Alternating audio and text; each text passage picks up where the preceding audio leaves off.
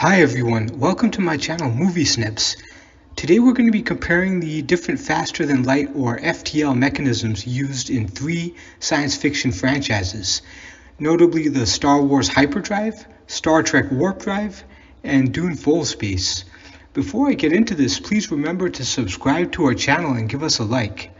Aside from all of these being different forms of FTL, faster than light space travel, these three methods of travel operate on very different theoretical principles and attempt to bend the laws of physics and the space-time continuum in very different ways. In Star Wars, the hyperdrive bombards the ships with hyperparticles, which transition the ship into hyperspace. Hyperspace seems to be an extra-dimensional layer of space in which FTL travel is possible, since in regular space-time, the laws of Einsteinian relativity would still apply. Ships using hyperdrive can be pulled out of hyperspace by powerful gravitational fields, such as those produced by the Imperial Interdictor cruiser, or by a system's failure of the hyperdrive motivator. Ships traveling via hyperspace also must calculate their trajectory before making their jump, as large objects in conventional space could potentially create dangerous obstacles to ships in transit. If an incorrect route is calculated, a ship could end up in the middle of a star and be destroyed instantaneously, to give one example. Hyperdrive is a method of moving the vessel into an alternate realm of space-time, hyperspace, in which the physical laws are different enough so that FTL travel can be made possible. Notional hyperspaces are generally point congruent with normal space, so that the point of emergence can be determined or at least predicted with necessary accuracy.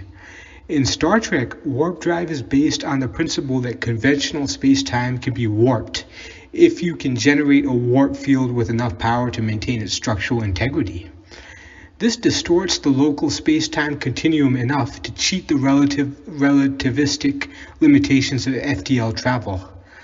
Essentially, the ship exists in a bubble of altered space-time while generating a warp field, and propels itself using the warp engines at speeds that could never be achieved otherwise.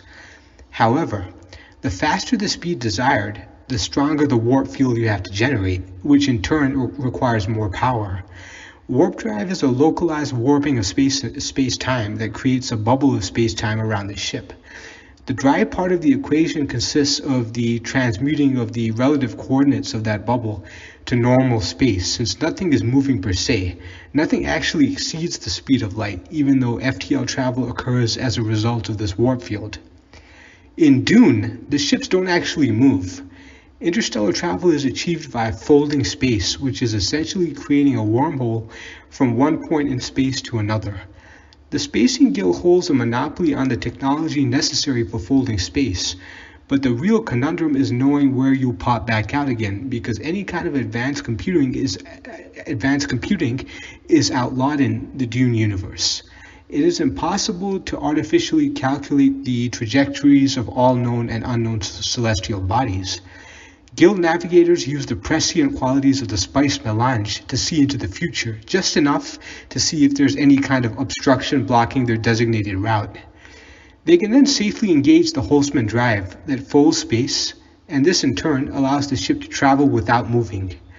That is, disappear in one part of the universe and appear instantly in another via wormhole. Folding space is a travel method which makes the origin and destination points of the journey mathematically adjacent. To an outside observer, the vessels appear to jump between distant points in the universe in a sliver of time. The question that I get asked a lot is, which of these theoretical methods of FTL is the fastest? I'd probably have to go with Dune Full Space, since this method of space travel creates a wormhole between any 2 points in space, allowing near instantaneous travel from one interstellar destination to another. The ships don't actually move themselves, but rather it is the space around them that is being folded. That being said, there may be limitations to how far the ships in the Dune universe can travel, given that they rely on spice-addicted, prescient guild navigators. The guild navigators use their prescient abilities to help guide the ship safely through obstacles when charting a route from one point of space to another. Perhaps this level of prescience is limited to certain distances.